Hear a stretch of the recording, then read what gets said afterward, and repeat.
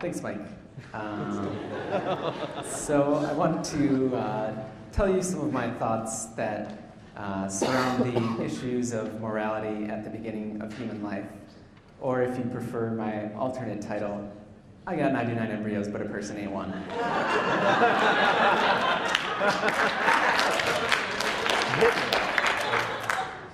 So I've got a thought experiment for you that I want to start with.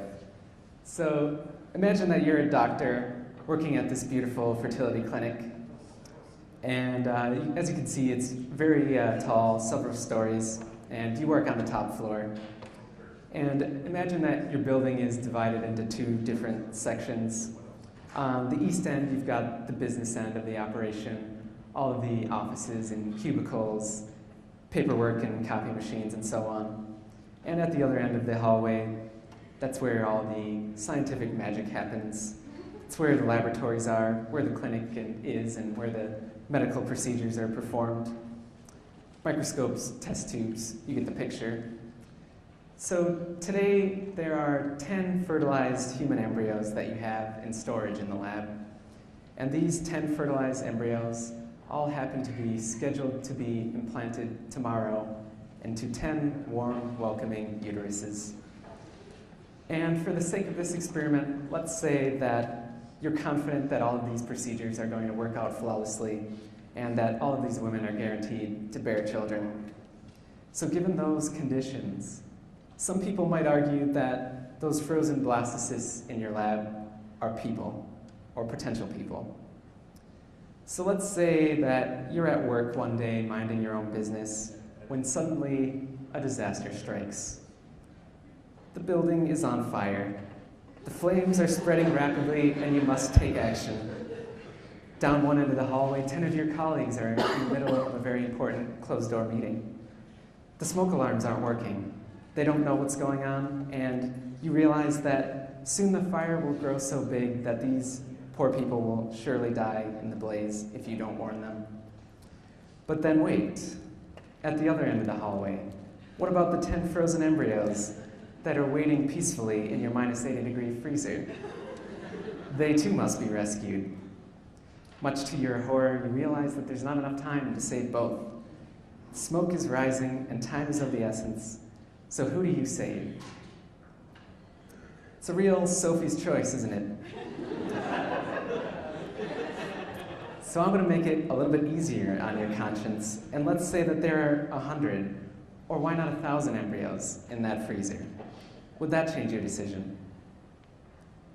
Let's make it even more ridiculously easy than that. Forget about the people in the office. Let's say that they jumped out of the window or something. How many of you would sooner go and save a dog at a PetSmart at the lower level of your office building than you would save those embryos?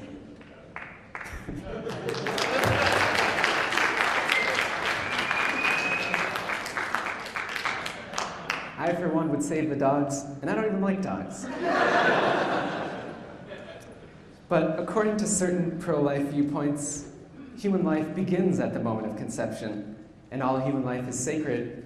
So therefore, those blastocysts are human beings in the fullest sense, the same as you and I. But yet Christians have a really hard time answering this thought experiment, because they've made a claim about the universe, which is that the life of a human embryo is equal to your life or to my life. And to that I say, bullshit. This thought experiment is a direct test of that claim. And the fact that almost everyone would not go and save those embryos is proof that we place a lower moral value on them than we do on other kinds of human life. The question, though, is why? So let's review some of the properties of blastocysts that often lead people to think that they are worthy of our moral concern. Are they alive? Well, in the strict biological sense, yeah, I would say that they are alive. They have metabolism, they have homeostasis, they have cell division. Let's just forget about the semantic debate and let's say that they're alive. Are they human? Again, in the technical sense, if they contain the human genome, That's good enough for me. I think they're members of the human species. Are they unique? Sometimes people argue that genetic uniqueness is one property of embryos that make them distinct from the mother and make them valuable. And finally, the most strong and frequently used argument is the potential that they have to become fully grown people. And let's compare that to another kind of life. Skin cells that I grow in a petri dish in my lab. Surely, by my definition of live, these too are alive. And by the same definition with containing the human genome, I would say that they're human also in the same way that embryos are. Are they unique? Well, probably not, but let's say that in a few years with the tools of synthetic biology that one day I could introduce a few new chromosomes into these cells. Would they suddenly have more moral value just because they've created a never-before-seen arrangement of human DNA? Or what about identical twins? They're not less valuable because they have the same genome. Or what if I clone myself? I certainly don't want to do that, but if my clone were born, he would be a person just as much as I am, even though his genome would not be unique either. Maybe the only argument that I see any weight to on this slide is the potential argument. Of course, skin cells aren't going to become live human beings all on their own. Of course, unless you clone them. But what about this argument from potential? I think that leads to another point that is often overlooked in this discussion, which is that a human birth isn't inevitable after conception. In fact, it's far from it.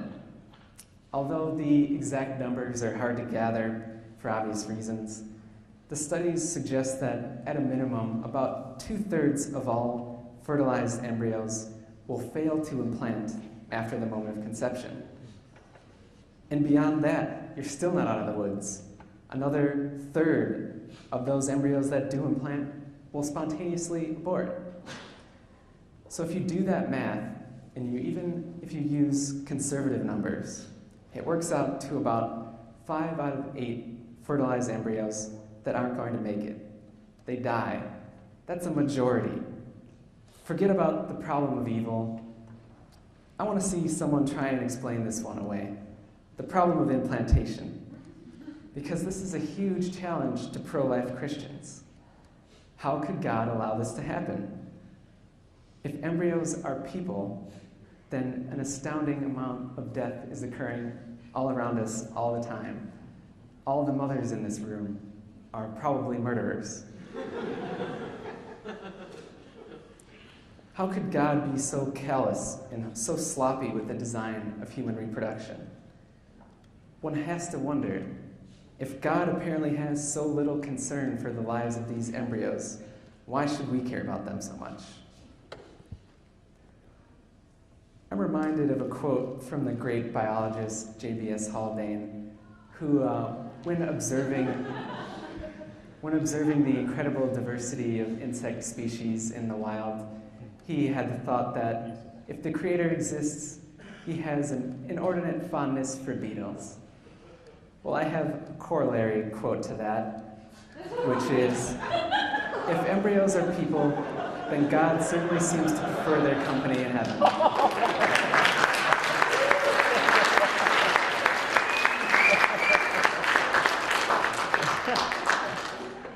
Of course, maybe they get to be adults in heaven.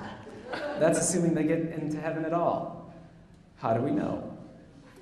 When a woman gets her period, should we be baptizing that just in case? These are important questions that theologians need to start investigating. But back to the topic at hand. If blastocysts aren't worthy of our moral concern, as I argue, then the question becomes, when do you draw the line? So let's make a very scientific graph of the human life cycle of reproduction on the x-axis and on the y-axis, an axis of personhood, ranging from totally a person to definitely not a person. So there are definitely certain kinds of reproductive acts that definitely don't involve people. And there are certain stages in the human life cycle where most people can agree that it definitely is a person. But the problem is that no matter where you draw that line, whether it's at 3 months or 4 months or 5 months, or wherever you personally draw it, the line feels totally arbitrary. How could you say that on the first day of the 4th month, the fetus becomes a person, but on the last day and the last hour of the 3rd month before that, it's not a person at all? How can that transition into full personhood happen so abruptly? And how can you defend that position when really nothing is fundamentally different between those two embryos only a day apart? And this problem reminds me a lot of the story of Loki's wager. In Norse mythology, Loki was a trickster god, and one day he made a bet with some dwarves, and the condition of that bet was that if Loki were to lose, the dwarves were able to take his head as a prize. And sure enough, Loki does lose the bet. But when the dwarves come to collect their prize, don't mess with Grumpy. They get into an argument because although Loki admits that he lost the bet, and he admits that the dwarves totally have a full right to take his head, he insists that they have no right to take any part of his neck. And so they argue on and on about where to draw that line between when Loki's head ends and where his neck begins. And since they can't come to a consensus on when the head ends and the neck begins, Loki ends up keeping his neck and his head. So I think surely we can agree, though, that as you move further away from your face, you're slowly going from something which is definitely your head towards something which is definitely your neck. There seems to be some sort of continuum going on. And I think that's a pretty good analogy for the question of human life. So one way to solve the line problem at a first approximation is just admitting that in human development, embryos increase in value over time. I think that human development in the womb is obviously a continuum, and it should be treated that way morally. So let's take a look at what I mean by seeing the continuum of embryos developing. And as I show you these pictures, consider what properties you think it takes to make a fully formed human being and a person worthy of concern. Skipping already to week 3, there's already the development of a notochord, a primitive structure that leads to the spinal cord eventually. At week 4, there's a heart tube, which will actually start beating on its own. At week 5 is PZ's favorite pharyngulus stage, where a lot of significant rearrangement of the body plan is going on. At week 6, you can clearly see that there are limb buds, and most of the organs have begun to develop. At week 7, there are eyes, and early structures of the brain have begun to form. Webbed hands and webbed feet are distinct. And by week 8, more of that lower brain anatomy is being built. And you've got eyes, you've got a beating heart, you've got all of the organs formed, or at least started to form. And this is all within the first trimester. It's all done, all of this, by week 8. So let's pause for a moment there. And I want you to consider whether you think this makes you uncomfortable about having an abortion at this stage. I won't ask you to raise your hands, but I wonder how many of you think that it would be immoral to end the life of an embryo that is this much developed. So just think for yourself, is this embryo worthy of your moral concern? And if you think it is, get out of here. It was a mouse the whole time. And if you thought those embryos were worthy of your moral concern, you better be a vegetarian. And I really think that you shouldn't be fooled by these pro-life arguments which highlight important sounding milestones in human development. Because the truth is that all animals, and definitely all mammals, go through the same developmental process. And if there's something valuable about a human embryo at such a primitive stage, it's hard to argue that we can't assign a similar value to other animal embryos. So PZ gets all the laughs for this one, but here's a pro-life billboard, and it says, "Face it, I had my eyes, ears, and a tongue at 28 days from conception." Well, that would be a more accurate billboard.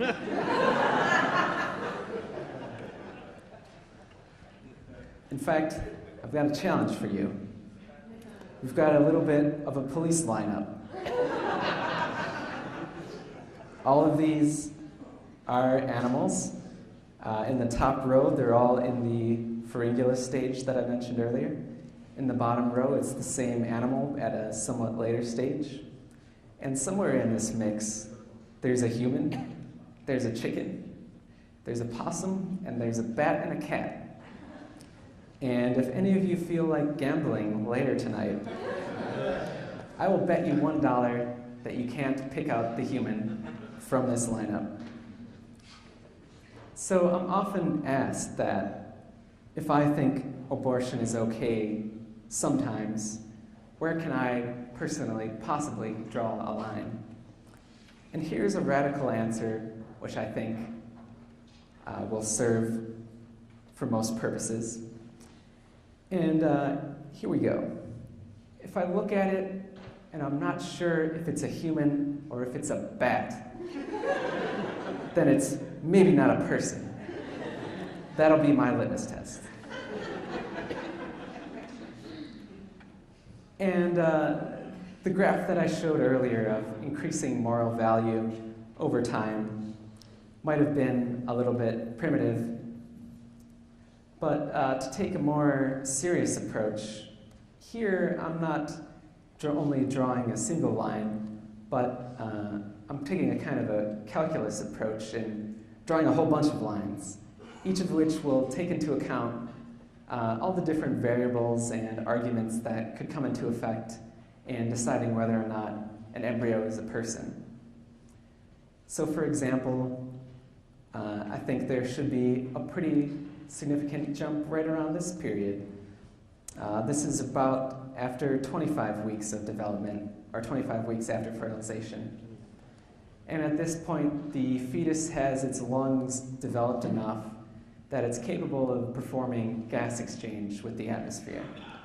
So this is bringing into account the concept of viability, the capacity for the fetus to possibly survive outside of the womb with medical help, obviously.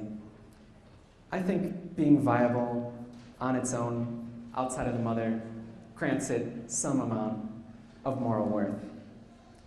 And I think there's another great leap in moral worth that happens around this peak here. And that's sometime between the 28th and 30th weeks, when the fetus will begin to have brain waves that are typical of adult humans. So this is the beginning of having the capacity to think. And I think if you ask me, the brain is really the most important thing to think about when considering which aspects make an embryo or a fetus a person. And also, it helps, this is where Carl Sagan personally drew his own line. But you can choose where on this graph you would draw your lines. They're color-coded, by the way: green, first trimester; orange, second trimester; red, third trimester.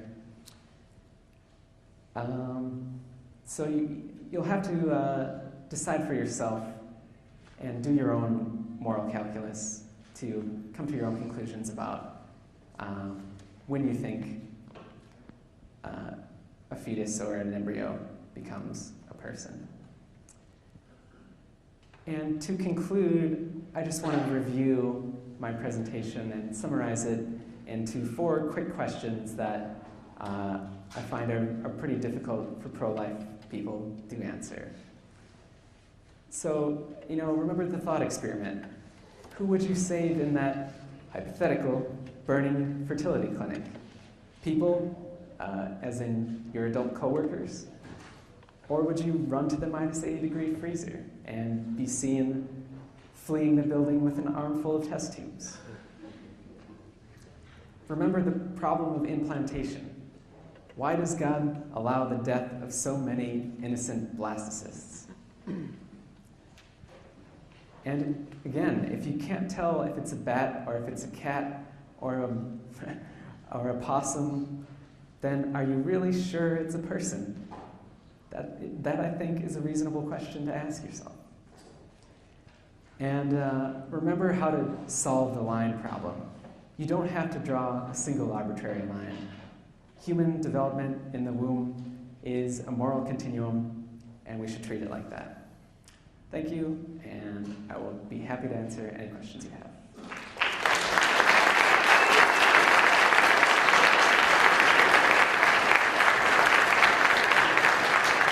Tall, several stories, and you work on the top floor. And imagine that your building is divided into 2 different sections. On the east end, you've got the business end of the operation, all of the offices and cubicles, paperwork and copy machines and so on. And at the other end of the hallway, that's where all the scientific magic happens. It's where the laboratories are, where the clinic is, and where the medical procedures are performed. Microscopes, test tubes, you get the picture. So today, there are 10 fertilized human embryos that you have in storage. Thanks, Mike. So I wanted to tell you some of my thoughts that surround the issues of morality at the beginning of human life. Or if you prefer my alternate title, I got 99 embryos, but a person ain't one.